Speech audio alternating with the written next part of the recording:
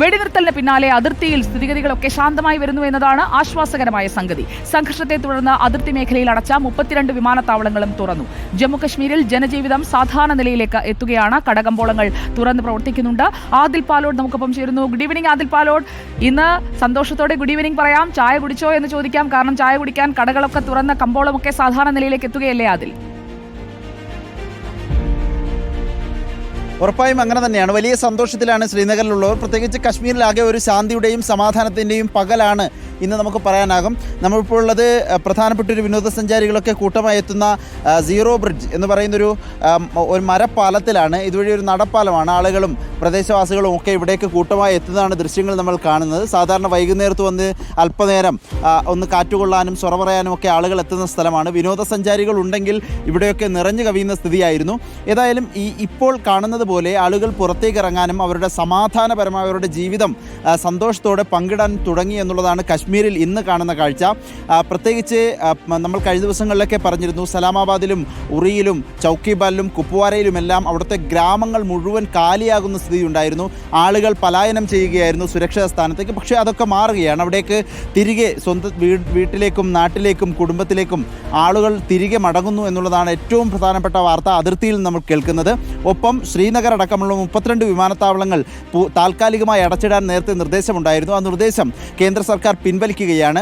അടുത്ത ദിവസം മുതൽ സർവീസുകൾ തുടങ്ങുന്ന വിധത്തിൽ എയർലൈൻസുകളും സർവീസുകൾ ചാർട്ട് ചെയ്യുന്നു എന്നതാണ് ഇപ്പോൾ വരുന്ന ഏറ്റവും പുതിയ അപ്ഡേറ്റ്സ്.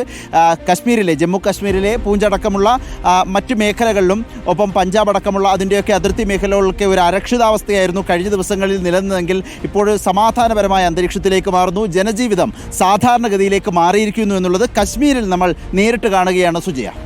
ഓക്കെ, അതിലിപ്പോൾ ആ മലനിരകൾ ആദിലിന്റെ ക്യാമറയിൽ വീഡിയോ ജേർണലിസ്റ്റ് മനു ബാലകൃഷ്ണൻ കാട്ടിത്തരുമ്പോൾ എത്ര ശാന്തമായ മലനിരകൾ മാറിയിരിക്കുന്നു. ആ മലനിരകൾക്ക് അപ്പുറത്ത് നിന്ന് പറന്നു വരുന്ന ഡ്രോണുകളുടെ ദൃശ്യങ്ങളായിരുന്നു കഴിഞ്ഞ ദിവസങ്ങളിലൊക്കെ നമുക്ക് പ്രേക്ഷകരിലേക്ക് എത്തിക്കേണ്ടി വന്നത്. എന്നാൽ ഇപ്പോൾ ശാന്തമായ മലനിരകൾ, വൈകുന്നേരത്തെ ആ ഒരു സായാഹ്ന സൂര്യൻ ഇങ്ങനെ ചാഞ്ഞിറങ്ങി വരുന്ന ദൃശ്യങ്ങൾ, അതൊക്കെയാണ് മനോഹരമായി ഇപ്പോൾ മനുവിന്റെ ക്യാമറയിൽ പതിയുന്നത് അല്ലേ? ആ ദൃശ്യങ്ങൾ കൂടി കശ്മീരിലേക്ക് ശാന്തി തിരിച്ചു വരുന്നു എന്ന ആ ദൃശ്യങ്ങൾ കൂടി നമുക്ക് പ്രേക്ഷകരിലേക്ക് ബിഗ് സ്ക്രീനിൽ കാണിക്കാമെന്ന് തോന്നുന്നു അതിൽ.